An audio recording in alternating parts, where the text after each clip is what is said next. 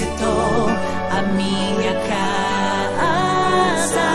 Saberá toda esta multidão que o Senhor salva, não com espada nem com lança, porque... Graça e paz do Senhor Jesus a todos, bem-vindos novamente ao canal Palavra de Deus Diária. Meu nome é Roselena, eu espero que vocês estejam aproveitando nossos estudos. Hoje nós estamos aqui com Juízes, capítulo 2, um capítulo de choro e de lamento, porque é também um capítulo de desobediência. E a palavra diz que Deus envia um anjo que vem de Gilgal até Boquim para lhes dizer: eu fiz vocês subirem da terra do Egito, a terra que eu jurei aos vossos pais, e eu nunca vou invalidar a minha promessa com vocês. Versículo 1, Deus declarando a parte dele, que aquilo que ele prometeu, ele cumpriria, ele estava pronto a cumprir. Geralmente, quando se refere a esse anjo do Senhor, é o próprio Deus, o Senhor Jesus, é quem está falando com eles. E ele lhes disse para não fazer acordo. Ele disse: eu falei para vocês não fazerem acordo com o povo dessa terra, que vocês derrubassem os altares deles, que vocês não me obedeceram. Por que vocês fizeram isso? Pergunta o Senhor. Versículo 2. A palavra de Deus hoje para nós, a pergunta de Deus: eu pedi para vocês andarem em santidade, eu mostrei a vocês o caminho, eu indiquei a vocês toda a verdade. Por que vocês fizeram isso? Por que vocês continuam se rebelando contra mim? Por que vocês continuam insistindo no pecado de vocês e não fazem aquilo que eu determinei? Essa é uma pergunta para você pensar hoje, a mesma pergunta que o Senhor fez àquele povo, dizendo: por que vocês fizeram isto? Assim eu digo, também não os expulsarei, e eles vão ser como espinhos nas vossas ilhargas, e os seus deuses lhes serão por laço. Olha que coisa, vocês não fizeram o que eu pedi? Também não vou expulsar eles daí da vida de vocês, eu vou deixar eles aí como um espinho que vai ficar cutucando vocês, vai ser laço na vida de vocês. É isso que o pecado faz na nossa vida. Quando você não dá um corte final, quando você realmente não faz com que aquilo pare definitivamente na sua vida, esse pecado torna-se para você um espinho e um laço contra a sua própria vida. Versículo 3. E ouvindo isso, sabe o que o povo fez? Levantou-se e chorou. Versículo 4. Por isso que o nome daquele lugar ficou conhecido como Boquim. Boquim, que quer dizer choro. E ali eles sacrificaram ao Senhor. Versículo 5. Houve choro, houve arrependimento desses pecados. E cada um voltou para sua terra e serviram ao Senhor. Glória a Deus. Todos os dias de Josué e dos anciãos, além de Josué, os quais viram todas as obras do Senhor.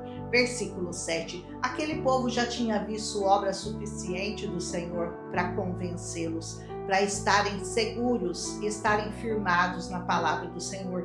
Quanto mais você já não viu, porque nós já vimos o Messias que veio, nós já vimos essa palavra, essa promessa de Deus se cumprir na nossa vida, e ainda assim alguns continuam sendo ainda contaminados pelo pecado, quando deveriam já ter dito não a esse nosso inimigo, a esse pecado que tão de perto nos odeia. Nós já devíamos ter dado um basta nele há muito tempo, porque muito mais nós vimos do que esse povo já tinha visto. E Josué faleceu aos 110 anos, versículo 8 do capítulo 2. Eles o sepultaram no monte Efraim, versículo 9. E aconteceu que todos daquela região foi reunida aos seus pais, e a nova geração que surgiu após Josué, não conhecia o Senhor, tampouco conheciam as obras que eles fizeram em Israel. Versículo 10. Vai ser o início agora de uma nova geração, porque todos aqueles patriarcas, todos aqueles que haviam estado com Josué, os anciãos que estavam com ele, todos já haviam partido, e essa nova geração não conhecia o Senhor. Versículo 10. E os filhos de Israel fizeram o que era mal aos olhos do Senhor. Nunca faça o que é mal aos olhos do Senhor. Serviram a Baalim, abandonaram o Deus de seus pais por outros deuses, se inclinaram a eles e provocaram a ira do Senhor. É isso que você faz quando você se inclina a um Deus que não é o Senhor. Um Deus de pedra, um Deus de pau, um Deus de barro, um Deus de ouro, sei lá do quê. Quando você se inclina a esses deuses, você provoca a ira do Senhor. Porque a palavra diz que Deus é Espírito e nós só podemos adorá-lo de uma única maneira que Ele nos permitiu, em Espírito e em verdade.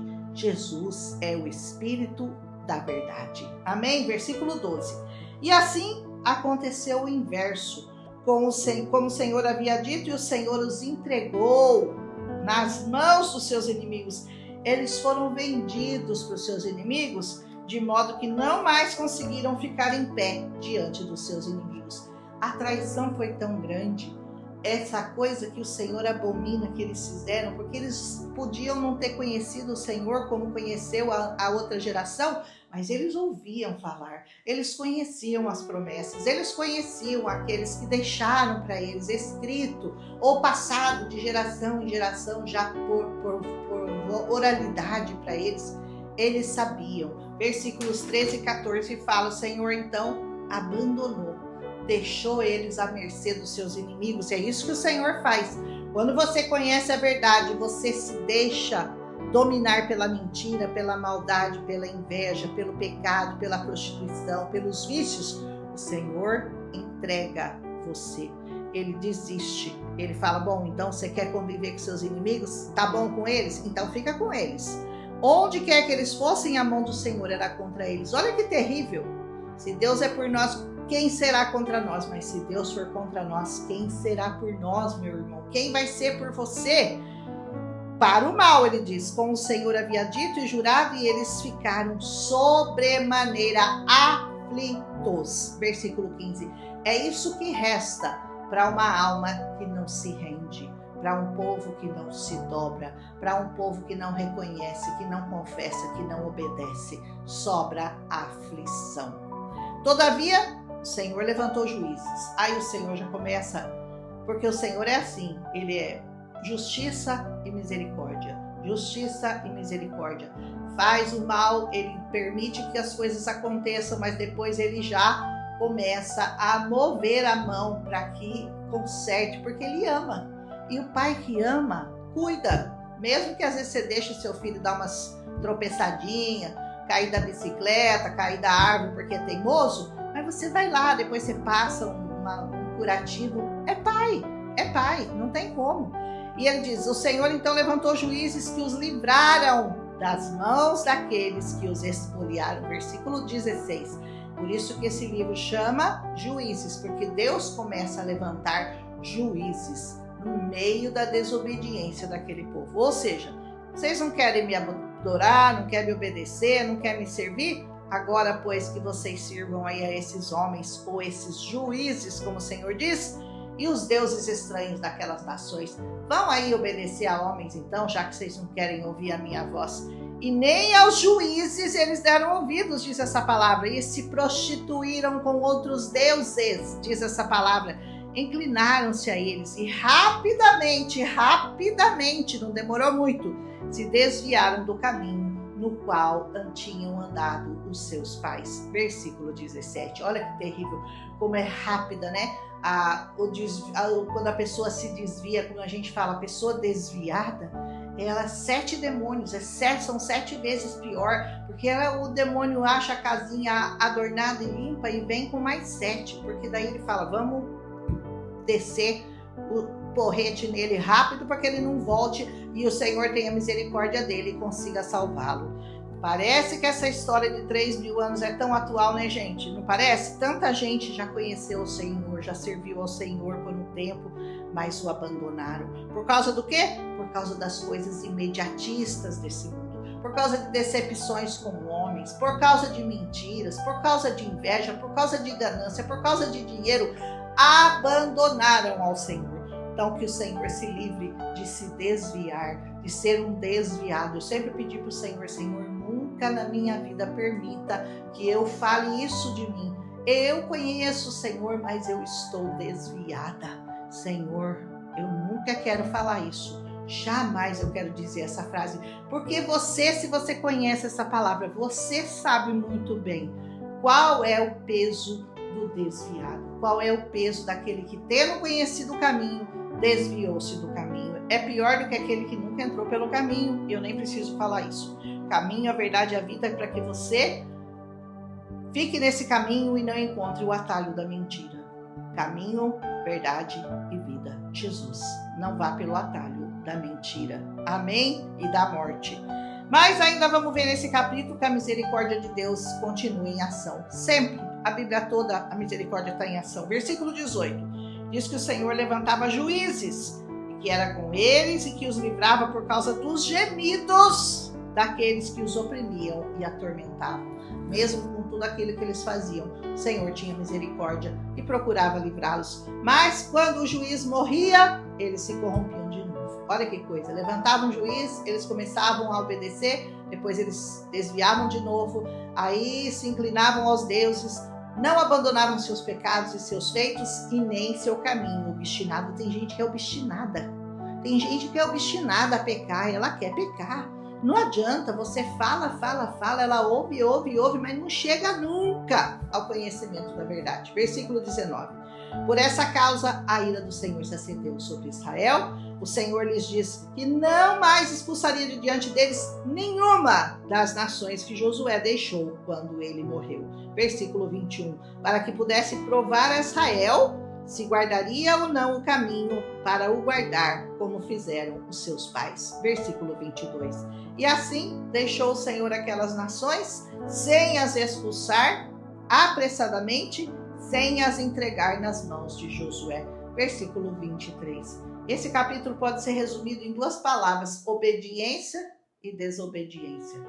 Quando você ouve e obedece, bens lhe sobrevêm. Quando você não ouve e não obedece, males te sobrevêm. Simples assim. Escolha então, meu irmão, o seu caminho. Escolha obedecer, escolha o Senhor, escolha o Deus de Israel. Não espere o mal, não espere a aflição, não espere as dores, não espere a tristeza, não espere a depressão, não espere a angústia, não espere o pânico para você voltar seus olhos para o Senhor. Sempre há um tempo de você levantar os seus olhos e saber que o seu socorro vem do Senhor. Arrependa-se imediatamente, volte-se imediatamente para os caminhos do Senhor, sem demora. Não espere para você aprender com os seus erros. Aprenda com os erros dos outros, dói menos. Quando você aprende com os seus erros, é na sua carne que dói. Quando você aprende com os erros dos outros, é só um aprendizado e é muito melhor que seja assim. Amém? Que o Senhor te abençoe, que o Senhor te guarde e amanhã a gente volta em nome de Jesus com Juízes capítulo 3. Um abraço e até amanhã. Não esquece de deixar o seu like, eu vou pedir mais uma vez. Aleluia, um abraço.